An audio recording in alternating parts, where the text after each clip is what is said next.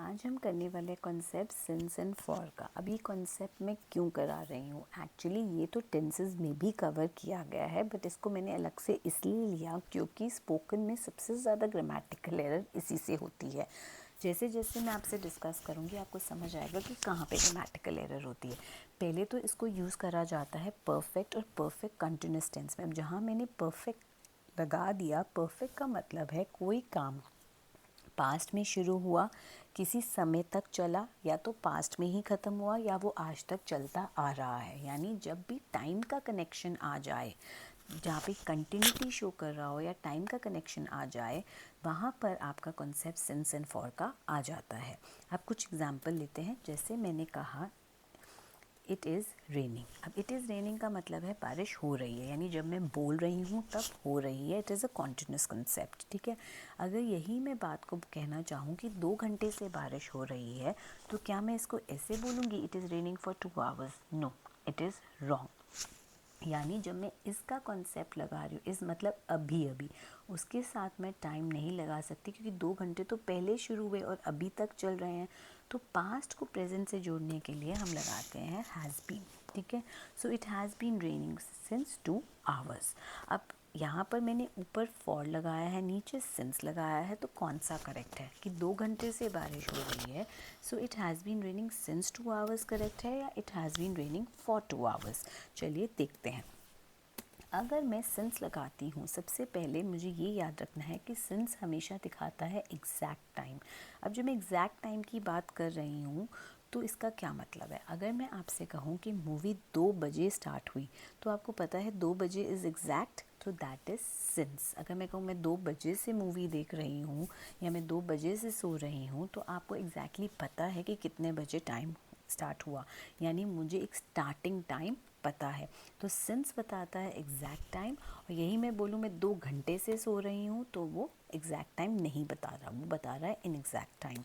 यानी ये बता दिया हमें स्टार्टिंग पॉइंट, कब कार्य शुरू हुआ, कब एक्शन शुरू हुआ, और ये बताता है ड्यूरेशन कितनी देर से शुरू हुआ, कब से चल रहा है। तो अगर मैं इसका एक एग्जांपल लूँ कि मैं कहूँ मैं 2 बजे से सो रही हूँ, तो I have been sleeping since 2 o'clock, यानी एग्जैक्ट टाइम है, इसलिए इसके साथ सिंस आएगा। और यही मैं एक अप्रॉक्सीमेट लगा के बोल दूँ, एक अनुमान लगा के बोल दूँ कि मैं 2 घंटे से सो रही हूँ, तो I have been sleeping for 2 hours. ऐसे ही सिंस मंडे, मतलब मैं इस प्रोजेक्ट पे मंडे से काम कर रही हूँ, I know the exact day when I started it, so I have been working since Monday, exact day. और यही कर दूँ यार 2 दिन से तो कर रही हूँ, 2-3 दिन से, तो जब मैं अप्रॉक्सीमेट बता दूँ तो वो क्या 2 दिन। उसके बाद मैं इस कंपनी में जनवरी से काम कर रही हूँ, तो मैं पता है एग्जैक्ट मंथ जब मैंने स्टार्ट किया, 2 महीने से काम कर रही हूँ।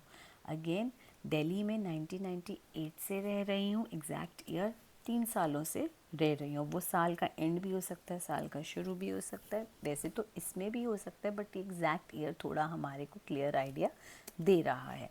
अब चाइल्डहुड को हम हमेशा एग्जैक्ट मान के चलते हैं, अपने बचपन को, इवन तो हमारे को स्टार्टिंग डेट नहीं पता, हम ये मान के चलते हैं कि हमें अपनी डेट ऑफ बर्थ पता है, तो हमारा चाइल्डहुड भी पता है। So it is always since childhood. अगर मैं बोलूँ कि ये मेरा दोस्त है बचपन से, तो he has been my friend for childhood नहीं, सिंस चाइल्डहुड, बचपन से मेरा दोस्त है, ठीक है, बहुत लंबे समय से है, तो फॉर अ लॉन्ग टाइम।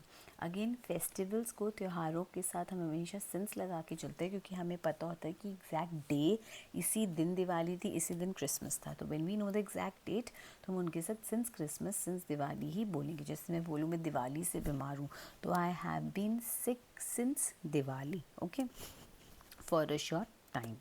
फिर सिंस मॉर्निंग भी मान के चलते हैं, मॉर्निंग नाइट को हम हमेशा एग्जैक्ट मान के चलते हैं कि हमें पता होता है कि कब हुई। फॉर मंथ्स, देखो since last night. For ages, months and ages सिर्फ अनुमान है, तो इसके साथ क्या आ गया फॉर, और इनको हम एग्जैक्ट मानते हैं तो इनके साथ आ गया सिंस, ठीक है। चलिए कुछ एग्जाम्पल्स देखते हैं। जैसे कि फॉर नाइट्स, देखो for nights, for many nights, ये फॉर आ गया, बट लास्ट नाइट, पिछली रात, हमेशा आपका सिंस आएगा, ठीक है। उसके बाद एग्जाम्पल्स देखो, मैं पढ़ रही हूँ, आई हैव बीन स्टडिंग।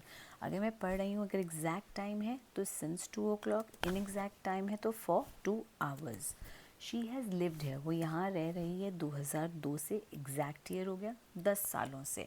तो आपको कैलकुलेट करना पड़ेगा। अगर मैं 10 साल बोलूँ तो शायद आप आज का ईयर देखोगे, फिर 10 साल पीछे जाओगे तो वो एक आइडिया है, तो आप उसकी थोड़ी कैलकुलेशन करोगे। यहाँ आपको एग्जैक्ट ईयर पता है।